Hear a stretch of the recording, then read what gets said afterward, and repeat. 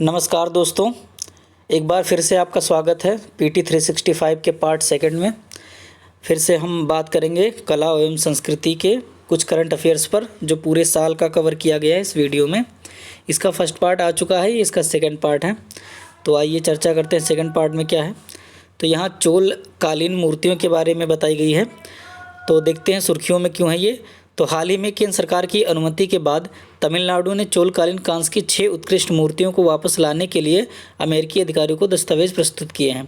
यानी जो चोलकालीन 6 कांस्य मूर्तियां थीं उनको अमेरिका से वापस लाने के लिए अमेरिका को दस्तावेज दे दिया है। ठीक है, अन्य संबंधित तथ्य जान लेते हैं कि ये मूर्तियाँ कल्लाकुरिची जिले के बीरचोलपुरम के नागेश्वर शिवन मंदिर का है। ठीक है, तो ये नारेश्वर शिवन मंदिर की मूर्तियाँ थीं जिनको अमेरिका से वापस लाया जा रहा है। इस मंदिर का निर्माण चोल राजवंश के शासक राजेंद्र चोल प्रथम ने करवाया था। तो ये जो मूर्तियाँ वापस लाई जा रही हैं वो नारेश्वर शिवन मंदिर की हैं और इस मंदिर का जो निर्माण है वो राजेंद्र चोल प्रथम ने कराया था। इन मूर्तियों को 1960 के दशक में भारत से चोरी कर लिया गया था। 1960 के दशक में भारत से चोरी हो गई थी ये मूर्तियाँ। चोरी की गई मूर्तियों में कौन कौन से हैं, तो यहाँ पर त्रिपुरंत सुंदरी, फिर नटराज, दक्षिण मूर्ति वीणधारा, संत सुंदरार तथा उनकी पत्नी परवई नचियार की प्राचीन पंचलोह मूर्तियाँ। तो ये पंचलोह मूर्तियाँ हैं जो ये इनके नाम दिए गए हैं। 6 मूर्तियाँ हैं जिनको वापस लाया जा रहा है। ठीक है, तो राजेंद्र चोल प्रथम के बारे में जान लेते हैं क्या है। तो राजेंद्र चोल प्रथम राजराज चोल का पुत्र था। तो जो राजराज चोल था उसका पुत्र था ये राजेंद्र चोल। उसने गंगई कोंड चोल की उपाधि धारण की गई थी। तो इस तरह के क्वेश्चन जो है यूपीएससी पूछ लेती है, तो ये याद रखना कि कौन सी उपाधि किस राजा को दी गई थी। उसने कला, धर्म और साहित्य में अमूल्य योगदान दिया था। पाल राजा महिपाल पर विजय के बाद उसने गंगई कोंड चोलपुरम मंदिर का निर्माण करवाया था। तो महिपाल को हराने के बाद जो है ये गंगई कोंड चोलपुरम मंदिर का निर्माण कराया था। उसने परकेसरी युद्धमल्ल की उपाधि धारण की थी। ये भी याद रख लेना, परकेसरी और युद्धमल्ल की उपाधि भी उसे दी गई थी। आगे देखते हैं क्या है। पंचलोह शिल्प शास्त्रों द्वारा निर्धारित पारंपरिक पंच धातुओं का मिश्रण है। तो जो पंचलोह होता है वो 5 धातुओं का मिश्रण होता है। ठीक है, जो अभी बताया कि वो 6 जो मूर्तियां हैं वो पंचलोह से बनी गई हैं। इन मूर्तियों का निर्माण लुप्त मोम की ढलाई तकनीक का उपयोग करके किया गया था। ठीक है, तो ये लुप्त मोम ढलाई तकनीकी जो होती थी उस तकनीकी से इसका निर्माण किया गया था। ठीक है, तो मतलब ये इस तरह होता है कि धातु को पिघलाकर एक साँचे में डाल देते हैं, फिर वो जब जम जाती है फिर साँचे को तोड़ देते हैं तो मूर्ति बन के तैयार हो जाती है। यही मोम तकनीकी है। ठीक है, तो पूरा अवशेष तथा बहुमूल्य कलाकृति अधिनियम 1972 बिना लाइसेंस के ऐसी कलाकृतियों के निर्यात को एक आपराधिक कृत्य माना गया है। ठीक है, तो ये याद रखना अधिनियम पूरा अवशेष तथा बहुमूल्य कलाकृति अधिनियम 1972 ये कहता है कि बिना लाइसेंस के अगर कोई भी मूर्ति का निर्यात किया जाता है तो ये कानूनी अपराध है। इसीलिए वो मूर्तियाँ लाने के लिए केंद्र सरकार से पहले इन्होंने परमिशन लिया है। ठीक है, भारत और संयुक्त राज्य अमेरिका के बीच आपराधिक मामलों पर पारस्परिक कानूनी सहायता संधि ऐसे मामलों पर पारस्परिक सहायता का अनुमति प्रदान करती है।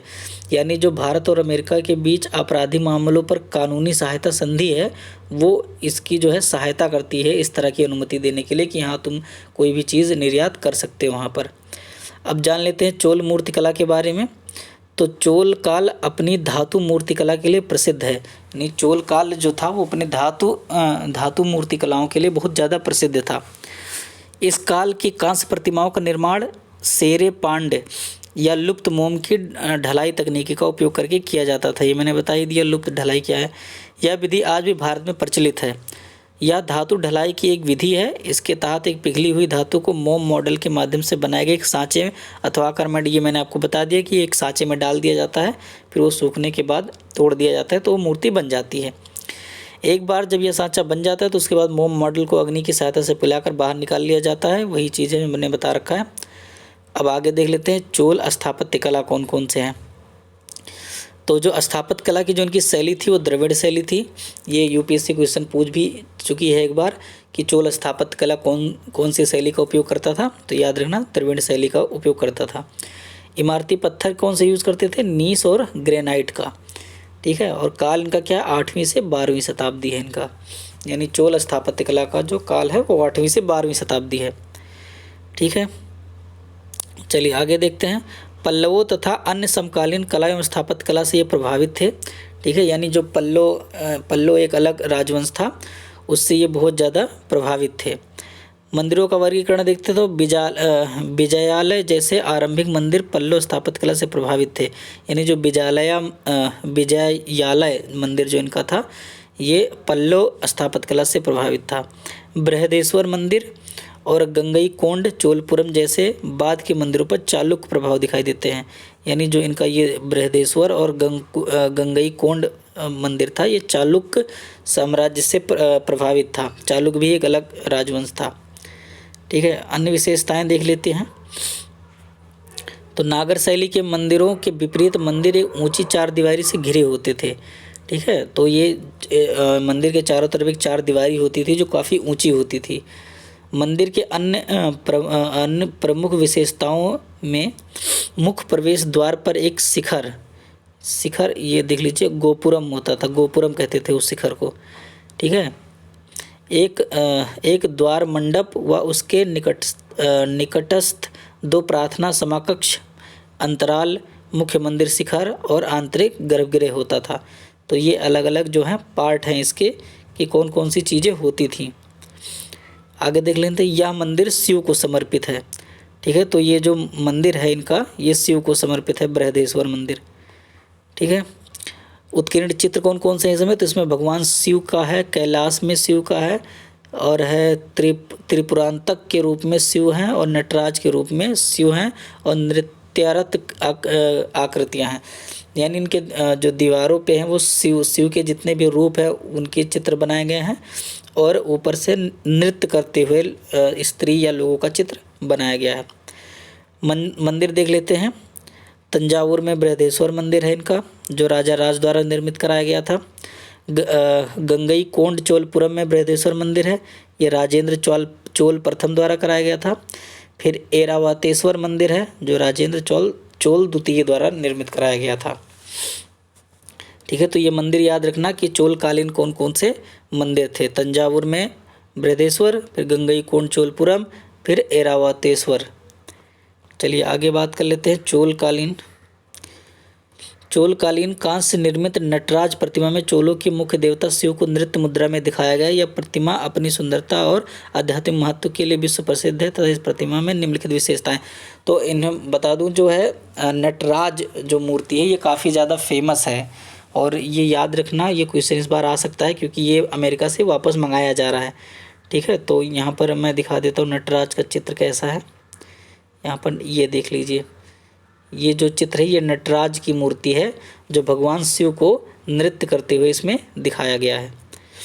चलिए इनकी विशेषताएं देख लेते हैं। क्या कांस्य निर्मित जो मूर्तियां हैं, चोलकालीन कांस्य निर्मित मूर्तियां, इसमें शिव अपनी ऊपरी दाहिने हाथ में डमरू धारण किए हुए हैं, यानी अपने दाहिने हाथ में वो डमरू लिए हुए हैं। उनके ऊपरी बाएं हाथ में शाश्वत अग्नि है, बाएं हाथ में अग्नि है। उनका निचला दाहिना हाथ अभ्यस्त मुद्रा में है तथा भय को दूर करने का प्रतीक है, ठीक है। वो तो एक ऐसी मुद्रा, अभ्यस्त मुद्रा, जो प्रतीक है भय दूर करने के लिए।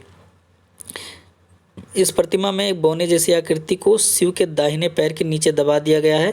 यह बोने जैसी आकृति अज्ञानता व भ्रम के प्रतीक दैत्य अपस्मार हैं, या दैत्य मानव के पथभ्रष्ट होने का कारण है, ठीक है। तो एक छोटी मूर्ति दिखाई गई है जो अपस्मार को प्रदर्शित करता है।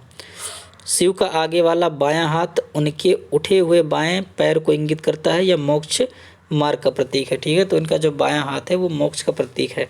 तो नटराज मूर्ति की ये विशेषताएं हैं, ठीक है। तो अब चोल राजवंश के बारे में जान लेते हैं क्या है। चोल राजवंश पल्लव राजवंश का उत्तराधिकारी है, यानी चोल से पहले जो पल्लव राजवंश थे उनका ही उत्तराधिकारी है। इनका जो काल है वो 8वीं से 12वीं शताब्दी का है।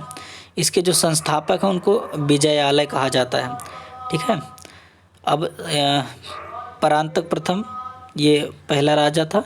इसे मदुरै पांडवों की राजधानी को नष्ट करने वाला कहा जाता है, ठीक है। तो पांडवों की राजधानी नष्ट करने वाला भी इनको कहा जाता है। सिंघली आक्रमणकारियों को पराजित किया तथा पांड्य राज्य पर भी अधिकार कर लिया। ठीक है, तो ये परांतक प्रथम जो था ये पांड्य को भी हरा दिया था और उस पर अपना अधिकार स्थापित कर लिया था। ठीक है, अब इसमें दूसरा कौन है, राजा राज चोल। ठीक है, अभी हमने ऊपर पढ़ा इनके बारे में। इसने उत्तरी श्रीलंका, लक्षद्वीप और मालदीव द्वीपों पर अधिकार कर लिया था। ठीक है, तो ये दूसरा हो गया। तीसरा क्या है, राजेंद्र चोल। इसने गंगे कोंड चोल की उपाधि धारण की थी। मैंने पहले बता दिया, उपाधि ध्यान रखना, कौन सी उपाधि धारण की थी। इसने मलय प्रायद्वीप और मलय द्वीप समूह के कुछ भागों को विजित कर लिया था। तो इसने जो है मलय द्वीप समूह जो था उसको हासिल कर लिया था। फिर नेक्स्ट राजा है कुलोत्तुंग प्रथम, पूर्वी तट को चोल साम्राज्य में मिला लिया था। तो कुलोत्तुंग जो था ये पूर्वी तट को चोल साम्राज्य में शामिल कर लिया था। तो ये हो गए प्रमुख शासक। अब प्रमुख नगर की बात कर लेते हैं, कौन कौन से। प्रमुख नगर में राजधानी थी इसकी तंजौर कहा जाता था उस समय, बाद में इसको गंगे कोंड चोलपुरम कहा जाने लगा। ठीक है, तो ये राजधानी थी। क्षेत्रीय राजधानी थी कांचीपुरम और मदुरई। ठीक है, जिसमें कभी कभी दरबार लगते थे, हमेशा नहीं लगते थे। वर्तमान क्षेत्र जो है अभी जो चोल साम्राज्य का था, पर अभी क्या है वो, तो तमिलनाडु के पेरम्बलूर, अरियालूर, नागपट्टिनम, पुडुकोट्टई और वृद्धाचलम तथा पिचवारम जिला। तो ये जो अभी ज़िले हैं वर्तमान में, ये चोल साम्राज्य के हिस्से थे कभी 8वीं शताब्दी में। अब हम चोल का संस्कृति की बात करें तो उन्होंने उत्कृष्ट कांस्य मूर्तियों की ढलाई की थी। ठीक है, तो चोल की यही खास विशेषता थी कि कांस्य मूर्तियों को इन्होंने बहुत ज़्यादा संख्या में बनाया था। मुख्य रूप से हिंदू देवताओं, नटराज की कांस्य प्रतिमा की मूर्तियाँ बनाई जाती थीं। ठीक है, तो चोल साम्राज्य में मुख्य रूप से हिंदू देवताओं की ही मूर्तियाँ बनाई जाती थीं। जो नटराज की कांस्य प्रतिमा है वो बहुत फेमस है, इसके बारे में सही से देख लेना, इस बार क्वेश्चन वो पूछ सकता है। थोड़ा सा तबीयत खराब है तो इस वजह से थोड़ा बोलने में दिक्कत हो रही है। ठीक है, आगे देख लेते हैं। तो भूमि कर आय का सबसे बड़ा एकल स्रोत था। ठीक है, तो जैसे किसी भी साम्राज्य को पैसे की ज़रूरत है, बिना टैक्स के तो चलेगा नहीं, तो ये क्या करते थे, भूमि पर टैक्स लेते थे। जिसके पास जितनी भूमि होती थी उस हिसाब से उस पर टैक्स लगता था। ठीक है, तो पुरावी वरितिनैक कटम नामक भू राजस्व की प्रणाली अस्तित्व में थी। ठीक है, तो भू राजस्व का जो नाम था वो ये था, पुरावु वरितिनैक कटम। अधिकारियों को जीविता नाम से वेतन के रूप में भूखंड दिया जाता था। ठीक है, तो उस समय वेतन के रूप में ज़मीन दे दी जाती थी, कोई पैसे वगैरह इस तरह नहीं दी जाते थे कैश। ठीक है, तो उसका नाम था जीविता। ठीक है, जो उन्हें भूमि दी जाती थी उसको जीविता कहते थे। भाषा कौन सी थी, भाषा तमिल थी। तो चोल की जो भाषा थी वो तमिल थी, या जनता के लिए शिक्षा का माध्यम थी। ठीक है, तो जनता तमिल में ही शिक्षा ग्रहण करती थी चोल काल में। संस्कृत भाषा पूजा पाठ के लिए प्रयोग की जाने वाली भाषा थी, और जो संस्कृत भाषा थी वो सिर्फ पूजा पाठ में ही प्रयोग की जाती थी। यानी जो पढ़ने के लिए तमिल का उपयोग करते थे और पूजा पाठ के लिए संस्कृत का उपयोग करते थे। चलिए आगे देख लेते हैं प्रशासन कैसे चलता था इनका। तो चोलों ने कई वर्षों तक शासन किया। ठीक है, साम्राज्य को प्रांतों में विभाजित किया, जिन्हें मंडलम के रूप में जाना जाता था। ठीक है, तो इनका जो प्रांत था, मतलब इनका साम्राज्य था, उसको कई भाग में बांट दिया इन्होंने, यानी कई प्रांत में, जैसे अभी राज्यों में बटा है देश इस तरह से, और उस अलग अलग प्रांतों को मंडलम कहा गया। ठीक है, प्रत्येक गांव ने स्वशासी इकाई के रूप में कार्य किया। ठीक है, तो जैसे अभी स्थानीय सरकार है उस तरह भी स्वशासी इकाई होता था गाँव में। तो राजा प्रमुख निर्णय लेने वाला केंद्रीय प्राधिकारी था, यानी पूरे साम्राज्य का अगर कोई निर्णय ले सकता है तो वो सिर्फ राजा होता था। ठीक है, तो ये प्रशासन के बारे में हो गया। अब थोड़ा सामाजिक धार्मिक परिस्थितियों के बारे में जान लेते हैं क्या था। चोल शासकों ने बौद्ध धर्म, जैन धर्म, शैववाद और वैष्णववाद सभी को संरक्षण प्रदान किया। ठीक है, तो चोल साम्राज्य था जैन, बौद्ध, शैव, वैष्णव सबको ही संरक्षण देता था, कोई ऐसा नहीं था कि एक धर्म को ही बढ़ावा दे रहा हो। तो समाज में उच्च स्तर की साक्षरता और शिक्षा की उपस्थिति थी। संस्कृत शिक्षा ब्राह्मणों तक ही सीमित थी। धार्मिक मठ शिक्षा के केंद्र थे। ठीक है, तो साक्षरता काफ़ी ज़्यादा थी उस समय। अगर इस मतलब विवरण देखें तो संस्कृत पढ़ने का हक सिर्फ ब्राह्मणों को ही था और किसी को नहीं था। धार्मिक मठ बनाए जाते थे जो शिक्षा के केंद्र होते थे। तो विद्यालय वगैरह नहीं था, पहले मठ ही होते थे जहाँ पर पढ़ाई होती थी।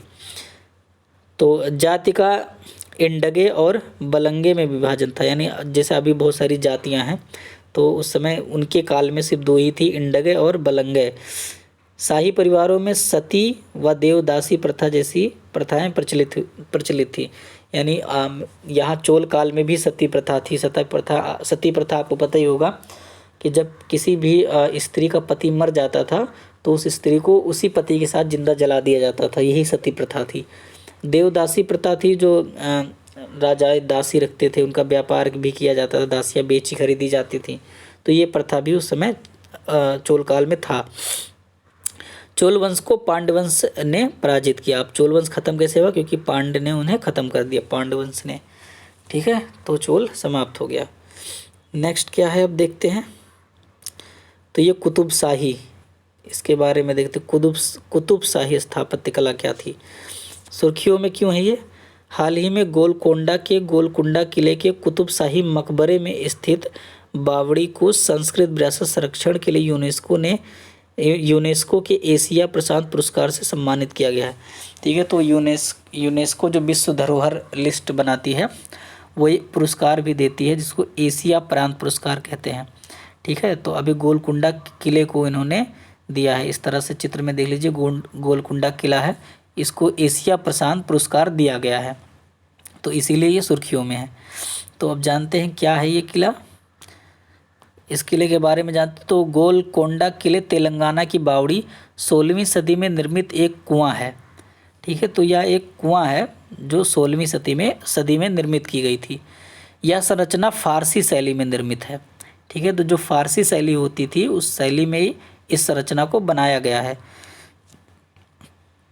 इस स्मारक को विशिष्टता का पुरस्कार दिया गया है। ठीक है, तो इसका जो अभी पुरस्कार मिला है ये इसकी विशिष्टता की वजह से मिला है। एशिया प्रशांत जो पुरस्कार इसको मिला है, इसकी विशिष्टता यानी इसकी जो खासियत है उसके आधार पे इसको पुरस्कार दिया गया है।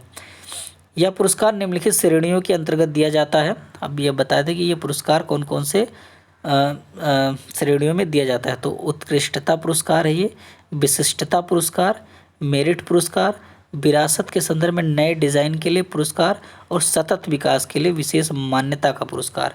तो इतनी श्रेणियों में ये पुरस्कार दिया जाता है, यानी कोई उत्कृष्ट कलाकृति हो या फिर विशिष्ट हो यानी सबसे अलग कोई हो, ठीक है, या कोई विरासत हो, तो इन सबको ये पुरस्कार दिया जाता है। आगे देखते हैं क्या है। भारत के अन्य जो विजेता हैं वो कौन कौन से हैं। यहाँ पर भारत के अन्य पुरस्कार विजेता स्मारक कौन कौन सा है अलग अलग कैटेगरी में। तो उत्कृष्टता में आपका छत्रपति शिवाजी महाराज वास्तु संग्रहालय मुंबई, यानी महाराष्ट्र में जो ये संग्रहालय है इसको भी उत्कृष्टता पुरस्कार मिला है। यह संग्रहालय मुंबई की विश्व विरासत विक्टोरियन, गोथिक और आर्ट डेको समूह का हिस्सा है। पहले इसे पश्चिमी भारत के प्रिंस ऑफ वेल्स संग्रहालय के रूप में जाना जाता था। ठीक है, तो ये छत्रपति शिवाजी महाराज का संग्रहालय है। फिर दूसरा है जो मेरिट पुरस्कार जिसको मिला है, डोमकोंडा किला कस्मारेड्डी तेलंगाना में है। यह 18वीं शताब्दी के दौरान बनाया गया था और ग्रेनाइट चट्टानों का ऊंचा परिसर है ये। ठीक है, तो इसको भी दिया गया है। फिर भायखला स्टेशन मुंबई में है ये, इसको भी दिया गया है। यह एशिया का सबसे पुराना रेलवे स्टेशन है। यह 1853 में परिचालन में है। तो यह 1853 से ही यह स्टेशन चल रहा है। याद रखना भायखला, ये क्वेश्चन पूछ सकता है कि कौन सा स्टेशन है जिसको मेरिट पुरस्कार दिया गया है यूनेस्को के द्वारा। ठीक है, तो भायखला स्टेशन जो मुंबई में है, ठीक है, उसको दिया गया है। आगे देखते हैं नेक्स्ट क्या है। कुतुबशाही स्थापत्य कला क्या है, इसको देख लेते हैं हम। ठीक है, कुतुबशाही स्थापत्य कला के बारे में। तो इनकी जो शैली है वो इंडो इस्लामिक है, यानी जिसमें इंडिया और इस्लाम दोनों का सम्मिलित रूप है, इंडो इस्लामिक है। इमारती पत्थर ये ब्लैक बेसाल्ट का उपयोग करते थे। ठीक है, तो ये ब्लैक बेसाल्ट पत्थरों का उपयोग करते थे। इनका जो काल है वो 1518 से लेकर 1687 एडी। ठीक है, एडी मतलब ईसा पूर्व। ठीक है, इनकी विशेषताएं क्या है, इस विशेषताओं के बारे में जानते हैं। इमारतों में गुम्बदों के स्थान पर मीनारों का प्रयोग किया जाता था। ठीक है, जैसे 4 मीनार है ये देख लीजिए, ये भी कुतुब पद्धति से ही बनाया गया है। ठीक है, तो जो गुम्बद होती थी वो गुम्बद, मैं चित्र बना के दिखा देता था, कुछ इस तरह होती थी गुम्बदें। सॉरी उधर चला गया, इस तरह गुंबद बनाया जाता था पहले, इस तरह से गुंबद बनाया जाता था, पर गुंबदों के स्थान पर अब क्या किया, ये इस तरह का मीनार बनाने लग गए। ठीक है, तो ये इंडो इस्लामिक मिक्सचर है, तो इस वजह से थोड़ा सा इंडिया का भी और थोड़ा सा भी इस्लाम का भी मिक्सअप कर दिया गया, तो ये मीनार बनाने लगे।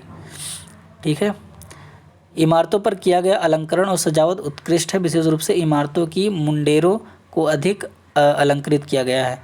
ठीक है, मुंडेर मतलब जो ऊपरी हिस्सा होता था उसको काफ़ी ज़्यादा अलंकृत किया गया है।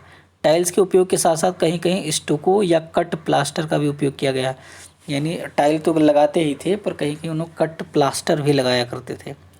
ठीक है, प्रमुख स्मारक इसमें गोलकुंडा किला है और चार मीनार। चार मीनार आपको पता ही है कि मुंबई में है। ठीक है, और ये गोलकुंडा किला है, तो ये प्रमुख स्मारक है। कुतुबशाही सुल्तानों के मकबरे भी बहुत सारे हैं जो इसी पद्धति से बनाए गए हैं।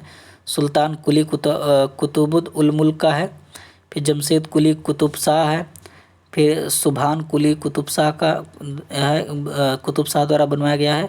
इब्राहिम कुली है, फिर मोहम्मद कुली है, सुल्तान मोहम्मद है, अब्दुल्ला है। इन सब के जो मकबरे हैं वो भी इसी पद्धति से ही बनाए गए हैं। ठीक है, अब कुतुबशाही राजवंश के प्रमुख स्मारक कौन कौन से हैं ये भी देख लीजिए। गोलकुंडा किला, गोलकुंडा किला और चार मीनार। इस गोलकुंडा किला के बारे में देख लो, किलेबंदी दुर्ग है या कुतुबशाही राजवंश की प्रारंभिक राजधानी थी। ठीक है, तो गोलकोंडा एक किलेबंद दुर्ग है। ठीक है, किलेबंद दुर्ग मतलब कि चारों तरफ से किला बनाया गया है। इसके परिसर में स्थित स्मारक फारसी, पठान और हिंदू स्थापत्य शैली का मिश्रित रूप है। ठीक है, तो इसके अंदर जो भी स्मारक बने गए हैं वो फारसी, पठानी और हिंदू स्थापत्य शैली का मिश्रित रूप है। इसके निर्माण कार्य में स्थानीय ग्रेनाइट का इस्तेमाल किया गया है। ठीक है, तो इसको बनाने के लिए ग्रेनाइट पत्थर का उपयोग किया गया है। इन ऐतिहासिक इमारतों की सतह जटिल नक्काशीदार प्लास्टर वर्क से सुसज्जित है। ठीक है, तो ये नक्काशीदार प्लास्टर वर्क किया गया है इसमें। इन मकबरों की स्थापत्य कला बीदर के आरंभिक बहमनी मकबरों के ज्यामितीय डिज़ाइनों से व्युत्पन्न है, यानी जो इसके डिज़ाइन है वो ज्यामितीय डिज़ाइन से उत्पन्न हुई है। चार मीनार का देख लेते किस तरह से यह स्मारक ग्रेनाइट के मनमोहक चौकोर खंभों से बना हुआ है। ग्रेनाइट पत्थर का उपयोग किया गया है इसमें। इसका निर्माण 16वीं शताब्दी में कराया गया है। यह दुनिया का पहला ऐसा स्मारक है जिसका निर्माण चूने के गारे और ग्रेनाइट का इस्तेमाल किया गया है। ठीक है, तो ये याद रखना, ये इंपॉर्टेंट हो सकता है कि इससे क्वेश्चन पूछ ले कि चार मीनार जो है दुनिया का एक ऐसा स्मारक है जिसमें चूने का गारा उपयोग किया गया, जिससे हम अभी लोग सीमेंट, बालू और इन सब का मिक्सचर बनाते हैं गारे के रूप में, पर तब क्या होता था, सिर्फ चूने के ही गारे बनाए जाते थे और ग्रेनाइट का इस्तेमाल किया जाता था। चार मीनार और चार कमान का नगरीय स्थापत्य द्वितीय इस्लामी सहस्त्राब्दी की शुरुआत के प्रतीकात्मक और औपचारिक अर्थ में एक साथ गहराई से जुड़ा हुआ है। यह सिया नगर नियोजन का एक उल्लेखनीय उदाहरण है। ठीक है, तो ये सिया नगर नियोजन जो कराया गया था उसका एक उल्लेखनीय उदाहरण है। नेक्स्ट देख लेते हैं अब क्या है। कुतुबशाही मकबरे, अभी इसमें भी और हैं। कुतुबशाही मकबरे कौन से हैं? कुतुबशाही मकबरों में कुतुबशाही राजवंश के शासकों के प्रमुख 7 मकबरे हैं। ठीक है, तो कुतुबशाही मकबरे जो हैं टोटल 7 हैं। समग्र परिसर में 30 मकबरे हैं, मस्जिदें और एक 100 स्नानागार शामिल है। ठीक है, तो इसमें एक 30 मकबरे हैं इसके अंदर और एक 100 स्नानागार भी है, यानी जो मुर्दों को नहलाया जाता था उसको 100 स्नानागार कहते हैं। उपयोग की गई सामग्रियां प्लास्टर अलंकरण के साथ अलंकृत भूरे रंग के ग्रेनाइट का उपयोग किया गया है। ज़्यादातर इसमें ग्रेनाइट ही उपयोग करते थे, तो कोई भी इमारत आए उसमें आप गेस कर लीजिएगा कि यहाँ ग्रेनाइट पत्थर का ही उपयोग किया गया था। यहाँ मौजूद अधिकतर संरचनाएं मकबरों के रूप में हैं, जिनका निर्माण ऊंचे चबूतरों पर किया गया है। ठीक है, तो यहाँ पर ज़्यादातर मकबरे ही हैं जो ऊंचे चबूतर, यानी पहले ऊंचा एक चबूतरा बनाया गया है फिर उसके ऊपर निर्माण किया गया है। मकबरे वस्तुतः नुकीले मेहराबों से घिरे वर्गाकार आधार पर बनी गुम्बदकार संरचना है। ठीक है, तो ये जो है नुकीले मेहराब बनाए गए हैं, उसके ऊपर वर्गाकार आधार पर गुम्बद बनाया गया है। मेहराब क्या होता है? मेहराब जैसे ये देख लीजिए, ये स्ट्रक्चर बना है, इसको मेहराब कहते हैं। ये नीचे चित्र में है, चार कमान में देखिए इस तरह से जो डिज़ाइन होता है दरवाजे की तरह, इसी को हम मेहराब बोलते हैं। ठीक है, आगे देख लेते हैं इस कुतुबशाही स्थापत्य कला के अन्य प्रमुख स्मारक कौन कौन से हैं। तो ये 4 कमान का 4 मेहराब है, ये है 4 कमान।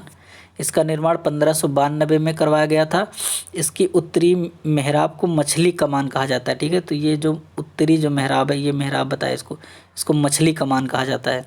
दक्षिणी मेहराब को 4 मीनार कहा जाता है। जो इसका दक्षिणी मेहराब है, इसके पीछे देख लीजिए वो अंदर, उसको 4 मीनार कहा जाता है, ठीक है। इसके अंदर 4 मीनार है, 4 मीनार। पूर्वी मेहराब को शंभु प्रसाद या काली कमान तथा पश्चिमी मेहराब को शेरदिल या सिहर बातिल कहा जाता है, ठीक है। तो इसकी चारों दिशाओं में अलग अलग मेहराब है, यानी एक ये हो गया, फिर इसके अंदर हो गया, फिर इस साइड एक हो गया, फिर इस साइड एक, चारों तरफ से अलग अलग जो है डिज़ाइन बनाई गई हैं मेहराब, और उसके अलग अलग नाम हैं, ठीक है। उसके बाद मक्का मस्जिद है, ये देख लेते हैं मक्का मस्जिद। इस मस्जिद को 2 भाग में, अर्थात बड़ी मस्जिद जिसको इजामी कहा जाता है और छोटी मस्जिद जिसको मस्जिद ही कहा जाता है, विभाजित किया गया है। यानी मक्का मस्जिद को 2 भाग में बांटा गया है, ठीक है। एक बड़ा आयताकार दरबार तोरणों से घिरा हुआ है। इसकी सपाट छत मेहराबों पर टिकी हुई है। इन मेहराबों को पत्थर के स्तंभों या ईंट के स्तंभों द्वारा सहारा दिया गया, ठीक है। तो ये पत्थर के जो स्तंभ हैं या ईंट के स्तंभ हैं, उससे सहारा दिया गया है इस मस्जिद को, ठीक है। फिर दार उल सफ़ा की बात कर लेते हैं। इस 2 मंजिला इमारत को 1895 ईस्वी में बनाया गया था, ठीक है। तो ये 1595 में बनाया गया था। सॉरी, वो तबीयत ख़राब है तो थोड़ा बोलने में दिक्कत हो जाती है। यह यूनानी चिकित्सा का एक अस्पताल तथा साथ ही साथ एक महाविद्यालय भी था, ठीक है। तो ये दारुल सफ़ा जो था, ये यूनानी चिकित्सा का अस्पताल भी था और उसमें महाविद्यालय, यानी उसमें चिकित्सा भी होता था और पढ़ाया भी जाता था, ठीक है। तो ये दारुल सफ़ा है। बादशाही आसूर खाना, ये नेक्स्ट जो है इमारत है। यह आलमों अर्थात इमाम हुसैन द्वारा प्रयोग किए गए रूपांकनों को सहेज कर रखा गया था। यानी जो इमाम हुसैन कोई भी वस्तु का प्रयोग करते थे उसको इसमें सहेज के रखा जाता था। इस पूरे सभागार को सुंदर फूलों की सजावट वाली टाइलों से सजाया गया है, ठीक है। तो जो सुंदर फूल के टाइल हैं, देख सकते हैं कि किस तरह से फूल बने हुए हैं, तो इस टाइलों से इसको सजाया गया है। इसकी पश्चिमी दीवार पर तुघरा शैली में अभिलेख अंकित है, यानी तुघरा शैली में एक अभिलेख लिखा गया है इसकी पश्चिमी दीवार पर, ठीक है। आगे देखते हैं क्या है। अब कुतुब शाही राजवंश के बारे में देखते हैं क्या है। कुतुब शाही राजवंश, तो बाहमनी साम्राज्य के उत्तराधिकारी हैं ये कुतुब शाही। मुख्य शासक कौन है? इब्राहिम कुबी कुतुब शाह, फिर मोहम्मद कुली कुतुब शाह, फिर अबुल हसन ताना शाह, ये अंतिम शासक था। अबुल हसन ताना शाह जो था ये अंतिम शासक था, ठीक है। ये मोहम्मद कुली कुतुब शाह हैदराबाद का संस्थापक भी था। तो ये कुतुब साम्राज्य के बारे में है। मुख्य शहर कौन कौन से थे? मोहम्मदनगर या पूरब के प्रमुख शहरों में से एक के रूप में प्रसिद्ध था, ठीक है। तो ये पूरब में था, ठीक है। यह नगर हीरे और कीमती पत्थरों के व्यापार के लिए प्रसिद्ध था। तो जो मोहम्मदनगर था ये हीरे और कीमती जो पत्थर होते थे उसके व्यापार के लिए प्रसिद्ध था। फिर हैदराबाद शहर था। इस शहर की योजना के निर्माण और स्थापना का श्रेय मोहम्मद कुली कुतुब शाह को दिया जाता है। यह हमने देखा कि मोहम्मद कुली कुतुब शाह इसका संस्थापक था, तो इसी को ही श्रेय दिया जाएगा, ठीक है। तो अब हम संस्कृति की बात कर लेते हैं, क्या थी। तो इनकी जो संस्कृति थी वो तुर्की कबीले कार क्यूयुनलू से संबंधित थे। इस कबीले का राज्य चिन्ह काली भेड़ था, ठीक है। तो इस कबीले का जो चिन्ह था वो काली भेड़ था। कुतुब शाही शासन के दौरान मंकल मैसाराम के नाम पर महाकाली यात्रा प्रतिवर्ष किया जाता था, ठीक है। तो यह महाकाली यात्रा कोई फेस्टिवल था जो मनाया जाता था प्रतिवर्ष। किसी भी मंदिर में जाने के लिए हिंदुओं पर कोई तीर्थ यात्रा कर नहीं था, यानी हिंदुओं को कोई भी तीर्थ यात्रा करते थे तो उस पर कोई कर नहीं लगाया जाता था, लेकिन बाद में कर लगाया गया था हिंदू यात्रियों पर। आप देख लीजिए कुतुब का जो है ये राजवंश यहाँ पर है, मैप में कहाँ पर है देख लीजिए, कुतुब शाही डायनेस्टी है ये। भाषा क्या थी इनकी? इस काल में दरबारी भाषा फारसी एवं तेलुगु आम लोगों के लिए भाषा थी, ठीक है। यानी दरबार में उपयोग करने के लिए फारसी था, जबकि आम लोग तेलुगु भाषा बोलते थे। इब्राहिम कुली कुतुब शाह ने राज्य में तेलुगु भाषा की विकास को बढ़ावा देने के क्रम में इसे सीखने और इसके लेखन संबंधी कार्य को संरक्षण प्रदान किया। यानी जो है इब्राहिम कुली कुतुब शाह जो था वो तेलुगु भाषा को विकसित करना चाहता था, इसलिए इसको लेखन संबंधी और सीखने के लिए संरक्षण प्रदान किया। ठीक है, तो ये कुली कुतुब शाह ने हैदराबाद की स्थापना भी की थी और ये संरक्षण भी करना चाहता था भाषा का। प्रशासन कैसे चलता था? सार्वजनिक सेवाओं में धर्म, जाति और पंथ के आधार पर नियुक्तियों में कोई भेदभाव नहीं किया जाता था। ठीक है, यानी धर्म के आधार पर या किसी अन्य पंथ के आधार पर कोई भी भेदभाव नहीं होता था, सबको ही टैलेंट के हिसाब से नियुक्त किया जाता था। लिपिक से लेकर प्रधानमंत्री तक सभी पदों पर हिंदू और मुसलमान समान रूप से पात्र थे। यानी छोटे पद से लेकर बड़े पद तक हिंदू हो मुसलमान हो सभी समान रूप से पद सबको दिया गया था।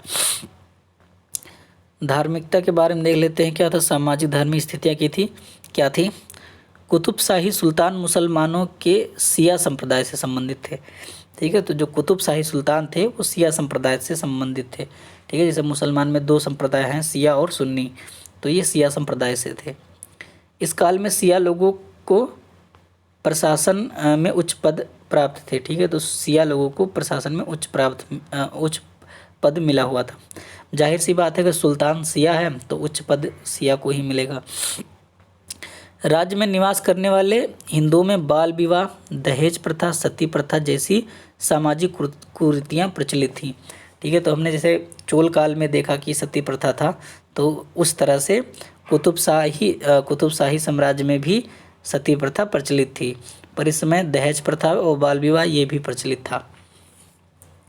सामाजिक तेलुगु लेखक पोन्नन गंती तेलंगानारे, ठीक है, ने अपनी कृति ययाति चरित्र में समाज में महिलाओं की दयनीय स्थिति का वर्णन किया गया है। ठीक है, तो इनकी जो पुस्तक थी ये ययाति चरित्र, इसने जो है महिलाओं की स्थिति के बारे में इसमें वर्णन किया है।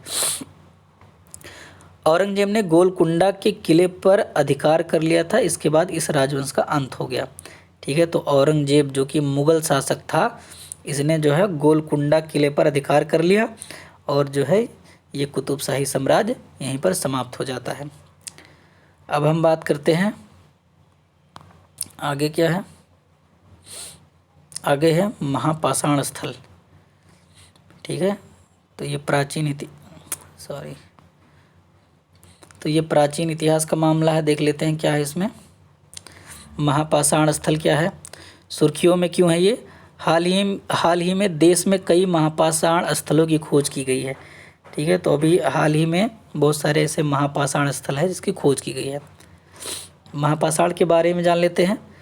महापाषाण समाधि स्थलों या संरचना के निर्माण के लिए बड़े बड़े पत्थरों का इस्तेमाल किया जाता था। ठीक है, तो जो महापाषाण काल में कोई भी संरचना बनाई जाती थी तो बड़े बड़े पत्थर का इस्तेमाल किया जाता था। ये या तो समाधान स्थलों या किसी व्यक्ति या घटना विशेष की स्मृति में निर्मित स्मारक होते थे। ठीक है, यानी कोई भी किसी की भी मृत्यु हो जाती थी तो उसको दफनाने के लिए या फिर किसी विशेष चीज़ को याद रखने के लिए बड़े बड़े इमारत या स्मारक बनाते थे। गैर समाधि वाली महापाषाण संरचनाओं में स्मारक स्थल शामिल हैं, जैसे कि मेन्हिर। तो मेन्हिर जो है ये गैर समाधि वाले हैं, यानी मुर्दा इसमें नहीं दफनाया गया है, ये स्मृति के रूप में कोई स्मारक बनाई गई है। भारत में मुख्य महापाषाण स्थल कौन कौन से? प्रायद्वीपीय दक्षिण में है, फिर दक्कन के पठार हैं, विंध्य हैं और भारतीय उपमहाद्वीप के उत्तर पश्चिमी क्षेत्र हैं। ये महापाषाणीय क्षेत्र हैं ये सारे। ठीक है, समय अवधि क्या है इनकी? भारत में महापाषाण स्थल 1300 ईसा पूर्व से 12वीं शताब्दी ईसा पूर्व तक की अवधि है। ठीक है, तो 1300 ईसा पूर्व से 12वीं शताब्दी तक की इनकी अवधि है महापाषाण काल की। अब हाल ही में खोजे गए स्थल कौन कौन से महापाषाण काल के? तो असम के दीमा हसाओ जिले में महापाषाणी कालीन मर्तबान जो है इन्हें प्राप्त हुआ है। ये चित्र में देख सकते हैं, असम में दीमा हसाओ एक जिला है, वहाँ पर प्राप्त हुआ है ये मर्तबान। असम के दीमा हसाओ जिले में महापाषाण कालीन पत्थर के मर्तबान मतलब बर्तन होता है, अगर आप लोग न जानते हो तो। इस खोज ने भारत के पूर्वोत्तर और दक्षिण पूर्व एशिया के बीच संभावित संबंधों पर ध्यान केंद्रित किया है। यह संबंध 2री शताब्दी ईसा पूर्व से स्थापित है। ठीक है। तो ये जो है भारत और पूर्वोत्तर के जो पूर्वोत्तर और दक्षिण पूर्व एशिया के बीच जो संबंध है उसको दिखाता है। असम में पाए गए पत्थर के मर्तबान लाओस और इंडोनेशिया में पाए गए पत्थरों के मर्तबानों के साथ प्रतीकात्मक एवं रूपात्मक समानताएं हैं। ठीक है। तो ये देखने में भी और बनाने में भी समानताएं किससे, लाओस और इंडोनेशिया में जो पाए गए बर्तन है उससे। इसका मतलब है लाओस और इंडोनेशिया से व्यापार होता था उस समय। ठीक है। तो नेक्स्ट देखते हैं अब क्या है। कर्नाटक के दक्षिण कन्नड़ जिले में महापाषाणकालीन गुफा, तो ये गुफा मिली है कर्नाटक में, कन्नड़ जिले में। उस गुफा की क्या विशेषता है। कर्नाटक के दक्षिण कन्नड़ जिले के कदबा तालुक में महापाषाण काल की एक शैली कार्तित गुफा जो है वो लगभग 800 ईसा पूर्व से 500 ईसा पूर्व की है जो प्राप्त हुई है। सामान्यतः महापाषाण कालीन समाधि स्थलों में पत्थर के घेरे और मेन्हर पाए जाते हैं। ठीक है। तो पत्थर से घेरे हुए कोई भी आकृति होती थी उस काल की।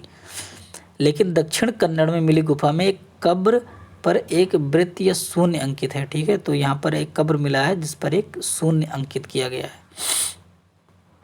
अन्य देखते हैं कौन सी सुर्खियाँ हैं इससे संबंधित। तो ये मार्तंड सूर्य मंदिर है जम्मू कश्मीर में। लगभग 3 दशकों के बाद जम्मू कश्मीर के मत्तन में स्थित प्राचीन मार्तंड सूर्य मंदिर में शुभ नवग्रह अष्टमंगलम पूजा का आयोजन किया गया है। ठीक है। तो ये भी अष्टमंगलम पूजा का आयोजन किया गया है कश्मीर में।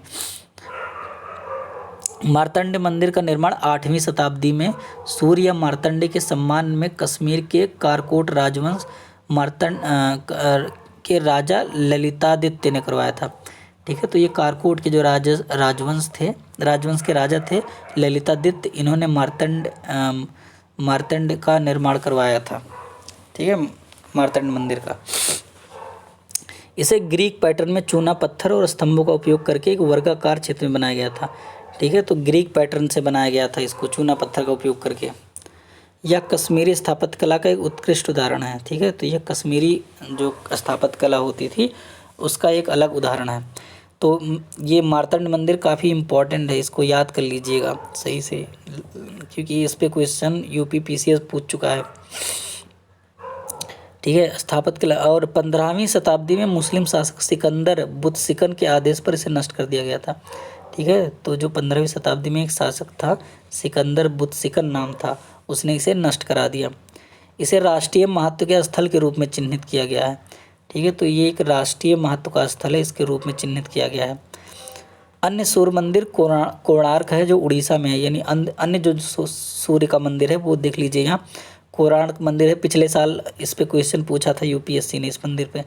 ठीक है। फिर मोडेरा है, फिर कटारमल है, फिर सूर्य पहाड़ मंदिर असम में है, फिर दक्षिणार्क सूर्य मंदिर है, अरसावल्ली सूर्य मंदिर है, सूर्यन कोविल तमिलनाडु में है। तो ये अन्य सूर्य का मंदिर है। ठीक है। कोणार्क सूर्य मंदिर के बारे में देख लीजिए, दिया गया है कि क्या है। उड़ीसा के कोणार्क में सूर्य मंदिर के दर्शन करने वाले लोग शीघ्र ही जगमोहन के उत्तरी हिस्से में नए नक्काशीदार पत्थरों को देख सकते हैं। तो जगमोहन के जो उत्तरी हिस्से में एक नक्काशीदार पत्थर है वो भी देख सकते हैं यहाँ पर अवस्थित। यह मंदिर उड़ीसा के पूर्वी तट पर स्थित है। ठीक है। तो ये जो कोणार्क मंदिर है ये जो है पूर्वी तट पर स्थित है उड़ीसा के। मंदिर का निर्माण जो है 13वीं शताब्दी में करवाया गया था। निर्माता इसका था पूर्वी गंग वंश के राजा नरसिंह देव प्रथम ने इसका निर्माण कराया था। स्थापत्य शैली है उड़ीसा शैली या कलिंग शैली। ये पहले पार्ट में हमने इस पे चर्चा कर रखा है इस मंदिर पे। अब पहला पार्ट देख लीजिए, उसमें कोणार्क मंदिर के बारे में बात की गई कि कौन सी शैली है, कौन से राजा ने बनवाया है, किस तरह से उसकी आकृति है, इन सब के बारे में। माहुली मंदिर समूह राष्ट्रीय स्मारक प्राधिकरण यानी एनएमए संस्कृति मंत्रालय को माहुली समूह के मंदिरों के व्यापक विकास पर एक रिपोर्ट प्रस्तुत किया है। ठीक है। तो ये जो राष्ट्रीय स्मारक प्राधिकरण है वो एक रिपोर्ट तैयार किए हैं इस मंदिर के बारे में। माहुली मंदिर समूह को दक्षिण काशी के नाम से भी जाना जाता है। ठीक है। तो इसको दक्षिण काशी भी कहा जाता है। उत्तर काशी में कौन है, बनारस में जो मंदिर है, और इसको दक्षिण काशी के रूप में जाना जाता है। इस मंदिर समूह में 5 मंदिर हैं। ठीक है। तो ये एक मंदिर समूह है, ये चित्र में देख लीजिए, जिसमें टोटल 5 मंदिर हैं। इन मंदिरों का निर्माण 11वीं से 12वीं शताब्दी में किया गया है। स्थान या मंदिर समूह महाराष्ट्र में सतारा में कृष्ण और वेन्ना नदियों के संगम पर स्थित है। तो कृष्ण और वेन्ना जो नदी उसके संगम पर स्थित है महाराष्ट्र में। मंदिर का स्थापत्य कला जो है वो हेमांड पैंथी शैली है। निर्माण करता है हेमांद्री पंडित, जो देवनागरी के सेवना यादवों के दरबार में हेमांड पंत प्रधानमंत्री के पद पर थे। ठीक है, तो इन्होंने इसका निर्माण करवाया था। इसकी विशेषताएं क्या हैं? इस मंदिर समूह का परिसर सप्तभुजीय है यानी 7 भुजाएं हैं इसमें। इसमें सूखे पत्थरों की चिनाई से निर्मित गर्भगृह है, यानी सूखे पत्थर से गर्भगृह बनाया गया है। जहाँ पर मूर्तियाँ होती है उसको गर्भगृह कहते हैं। साथ ही एकल पत्थर पर उकेरी गई एक लंबी संरचना दीपमाल है। ठीक है, तो एक लंबी संरचना भी इस पर बनाई गई है। फिर तेलंगाना शैल कला पुरातत्व क्या है? तेलंगाना के यादाद्री भुवनगिरी जिले के कासीपेटा में मध्यपाषाण कालीन शैल चित्रों से युक्त एक प्रागैतिहासिक शैल है। महापाषाण काल की समाधियाँ एवं सूक्ष्म पाषाण पाए गए हैं यहाँ पर। ठीक है, तो यहाँ पर भी महापाषाण काल की समाधियाँ और सूक्ष्म पाषाण मिले हैं। शैलाश्रय एक सांप के फन के समान दिखाई देते हैं, यानी जो शैलाश्रय है वो सांप के फन जैसा ही दिखता है। शैलों की एक बड़ी संरचना के अंदर स्थित होता है। ठीक है, तो एक बड़ी संरचना में बनाया गया है ये। आगे क्या है देख लो। सूक्ष्म पाषाण उपकरण शैल कला शैली और चित्रों में विभिन्न आकृतियाँ तथा बाइसन के चित्र यह इंगित करते हैं कि शैल कला स्थल सूक्ष्म पाषाण काल से संबंधित है। ठीक है, तो इसमें जो है जो सूक्ष्म पाषाण उपकरण हैं या शैली है या चित्रों से संबंधित आकृतियाँ हैं या बाइसन के चित्र हैं या बताते हैं कि यह पाषाण काल का ही है। ठीक है, अब यहाँ पर हम देख लेते हैं आदिचन्नलूर यहाँ पर कुछ प्राप्त हुआ है। तो भारतीय पुरातत्व सर्वेक्षण ASI ने तमिलनाडु के पुरातात्विक स्थल आदिचन्नलूर का उत्खनन किया है। इस उत्खनन के दौरान एक विशाल दफन कलश के सोने का मुकुट प्राप्त हुआ है। ठीक है, तो एक जो है बड़ा सा कलश मिला है, कलश जैसा सोने का मुकुट मिला है यहाँ पर खुदाई करने पर। ठीक है, और थोड़ा विस्तार से देखते हैं क्या है। आदिचन्नलूर दक्षिण तमिलनाडु के तूतुकुड़ी जिले में तामिरबरणी नदी की निचली घाटी में स्थित है। संगम साहित्य में वर्णित प्राचीन बंदरगाह कोरकई आदिचन्नलूर से लगभग 25 किलोमीटर दूर स्थित है। ठीक है, तो संगम साहित्य एक पुस्तक है जो दक्षिण भारत राजवंश के बारे में बताता है। ASI के बारे में जान लेते हैं। भारतीय पुरातत्व सर्वेक्षण क्या है? इसके जो संस्थापक थे अलेक्जेंडर कनिंघम थे। फादर ऑफ इंडियन आर्कोलॉजी कहा जाता है इनको। ठीक है, वर्ष क्या था? 1861 में ASI के प्रथम महानिदेशक बने थे ये कनिंघम साहब। ASI के बारे में यह वर्तमान में संस्कृति मंत्रालय के अधीन है। अभी जो है ASI संस्कृति मंत्रालय के अधीन है। यह पुरातात्विक अनुसंधानों और राष्ट्र की सांस्कृतिक विरासत के संरक्षण के लिए एक प्रमुख संगठन है। ठीक है, तो कोई भी जो पुरातात्विक अनुसंधान करने होते हैं या भारत की जो सांस्कृतिक विरासत है उसके संरक्षण के लिए ये काम करते हैं। सौंपे गए कार्य कौन से हैं? या प्राचीन स्मारक एवं पुरातात्विक स्थल व अवशेष अधिनियम 1958 के प्रावधानों के अनुसार देश में सभी पुरातात्विक गतिविधियों को विनियमित करते हैं। ठीक है, तो ये जो पुरातात्विक स्थल और अवशेष अधिनियम 1958 है इसके अनुसार ये अपने कार्य को करते हैं। ठीक है, गतिविधियों को विनियमित करता है। या पुरावशेष तथा बहुमूल्य कलाकृति अधिनियम 1972 को भी विनियमित करता है।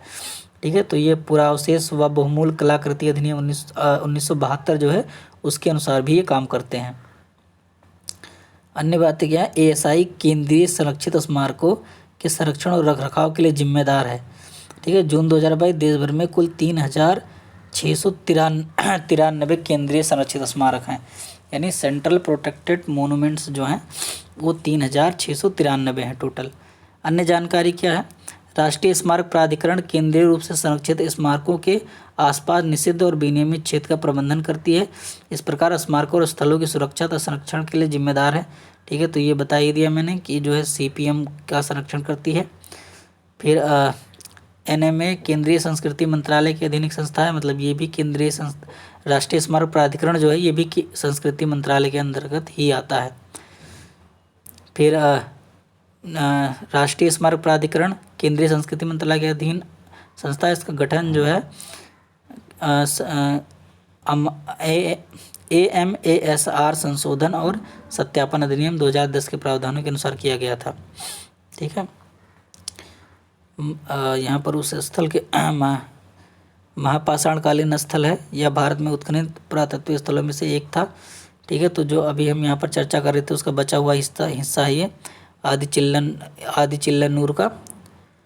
ठीक है, तो यहाँ ये जो है महापाषाण समाधि स्थल पर पाए गए कंकाल को भिन्न निर्जातीय मूल का बताया गया है। ठीक है, तो अधिकांश कंकाल गैर भारतीय हैं, जो कंकाल यहाँ पर मिले हैं वो गैर भारतीय यानी भारत के नहीं है या वैश्विक व्यापारियों की उपस्थिति को इंगित करते हैं। ठीक है, तो अगर वो भारत के नहीं यानी विदेश के हैं तो विदेश से यहाँ क्यों आए, तो व्यापार करने के लिए आए, तो ये हमें बताता है कि उस समय व्यापार भी चलता था।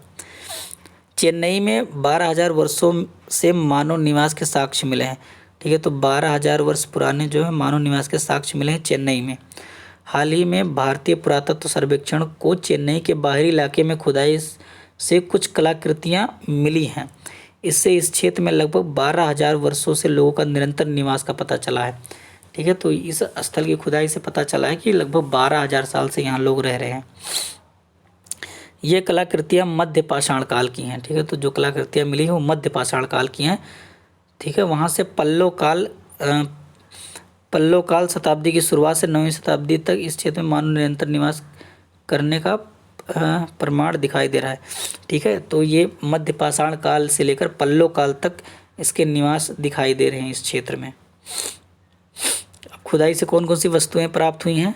सतह के नीचे के परत में मध्य पाषाण काल के हस्त कुठार, खुरचनी, क्लीवर्स, साहित्य पत्थर के औजार पाए गए हैं। ठीक है, तो ये हस्त कुठार और खुरचनी वगैरह मिला है। ऊपरी परत में क्या मिला है इनको मिला है रोमन शैली के भांडखंड मिले हैं, कांच के मनके मिले हैं, सोने के आभूषण मिले हैं और टेराकोटा खिलौना भी मिला है। टेराकोटा खिलौना अभी वर्तमान में भी काफ़ी फेमस है साउथ में।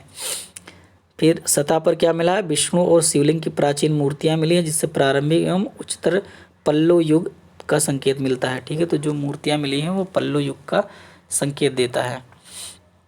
चित्रकला और अन्य कलाएँ। चलिए, अब ये वीडियो काफ़ी लंबा हो चुका है, इसलिए ये पार्ट हम यहीं समाप्त करते हैं। इसका नेक्स्ट पार्ट अगले दिन मैं फिर लेकर आऊँगा। अगर वीडियो अच्छी लगी हो तो चैनल को सब्सक्राइब कर लीजिए और वीडियो को लाइक कर दीजिए और इस वीडियो को अच्छे से देख लीजिए। अगर एक बार में नहीं समझ में आया है तो दोबारा देख लीजिए। धन्यवाद। जय हिंद।